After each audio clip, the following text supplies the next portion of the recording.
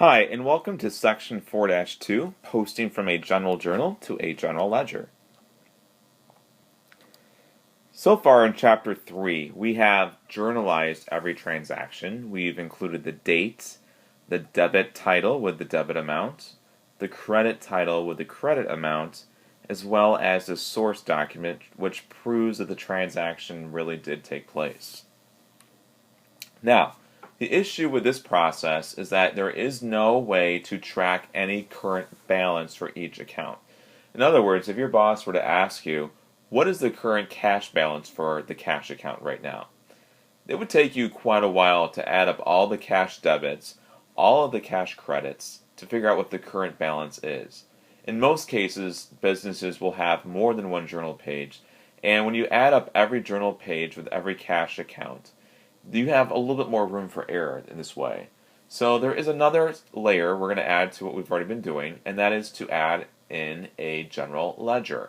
A general ledger will keep everything in one place so that at any given time you will know the exact balance for cash, supplies, prepaid insurance, owner's equities, whatever it is that you have an account title for. You should be able to know the exact balance at any given time with this new process that we're about to learn today.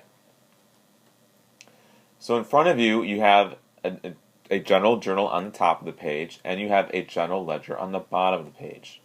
We are going to go and look at the general journal. We'll go line by line, and we're going to transfer or post all the information from each line of the journal into each individual general ledger. And there is a 5-step process to completing that. The first thing we're going to do is write the date. And just like with the journals, on the top line of any ledger, you must include the year, the month, and the date.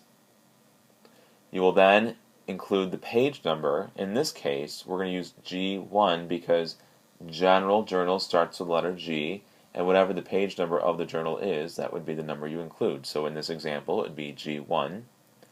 And then right up above, you have a $5,000 debit amount. We're just going to include that on our general ledger in the debit column that says $5,000. However, we now have what's called a balance column. The balance column will allow us to keep track of the current balance of every account title at every exact date. The question is, which column does the balance belong in? Now, cash is an asset, and assets do have a normal debit balance. So, in this case, our balance will always be listed in the debit column unless your balance were to become a negative number. You would then switch to the credit column.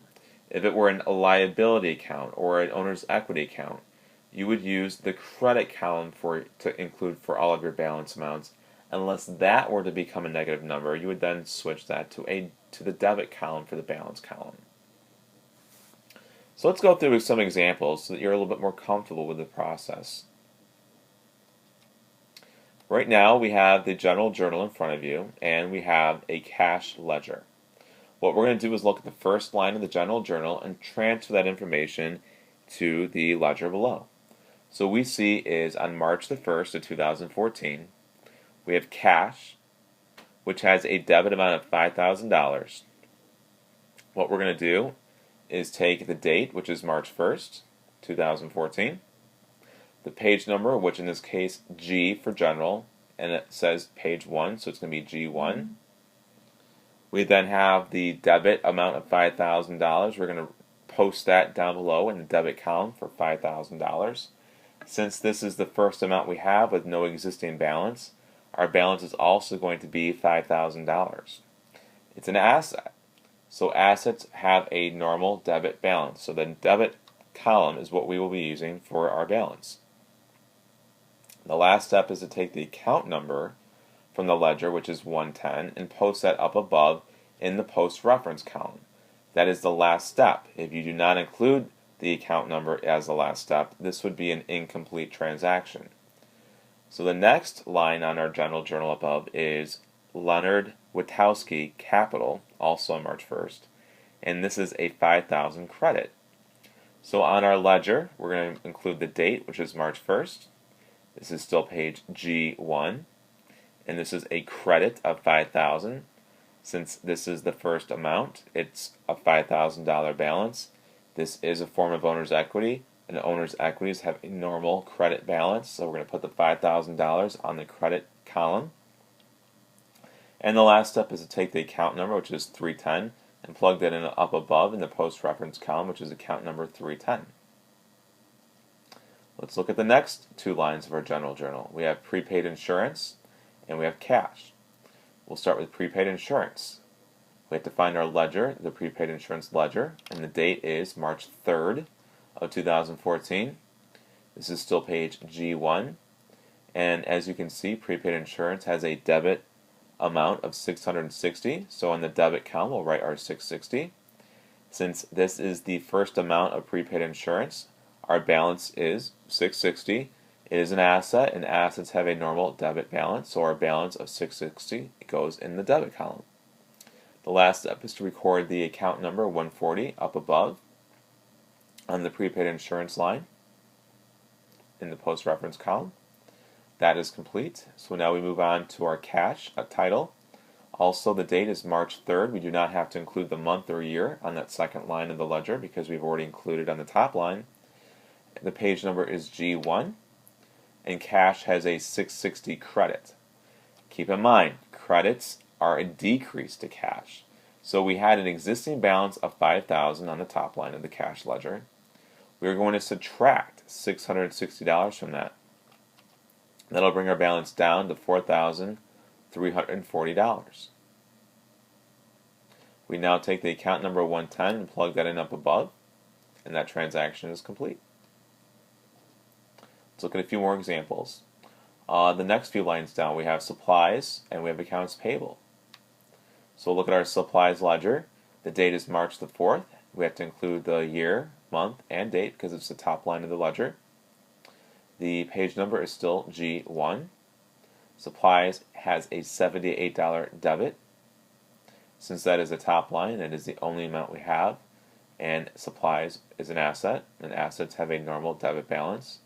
We're going to plug our balance on the debit column, and we'll take our account number, which is 130, and plug that up above in the post-reference column for supplies. Our next account is accounts payable for Joshua's supplies. The date is March 4th, which we have to include the year and the date for the top line. Our page is still G1, and accounts payable has a credit amount of $78. Since this is the top amount and there is no existing balance, our balance is $78, and that's going to go into the credit column. We now take the account number, which is 210, plug that in up above on our general journal, and that transaction is complete. Now we have cash and sales. So this is for the March 8th. So since cash already has the month and year on the top line, we do not have to write that again. Still page G1. Above, we have cash says it's a $675 debit, so we're going to write $675 in the debit column. Our existing balance was $4,340. Since this is a debit to cash, we're going to increase. So take $4,340 and add $675 to that, and our balance has increased up to $5,115. Once again, we took the existing balance, $4,340. We added $675 since debits increase our cash, and our balance increased from $4,340 up to $5,015. The last step is to take the account number 110 and plug that in up above.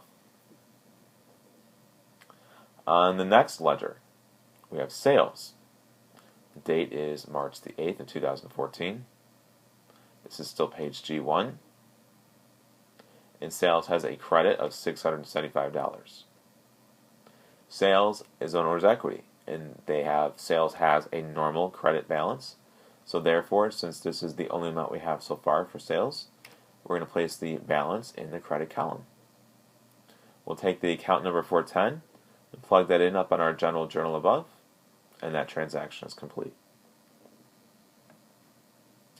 Now we have on March the 9th, we have accounts receivable and we have sales. So we'll start with accounts receivable. We have to include the year, the month, and the date. Page G1. Accounts receivable has a debit amount of $163. Since this is the only amount we have with no existing balance, and it is an asset, assets have a normal debit balance, we're going to place the balance of $163 in the debit column. The last step is to take the account number, which is $120, plug that in up above in the general journal, and that transaction is complete. The next amount is for sales. Sales has a date of March the 8th,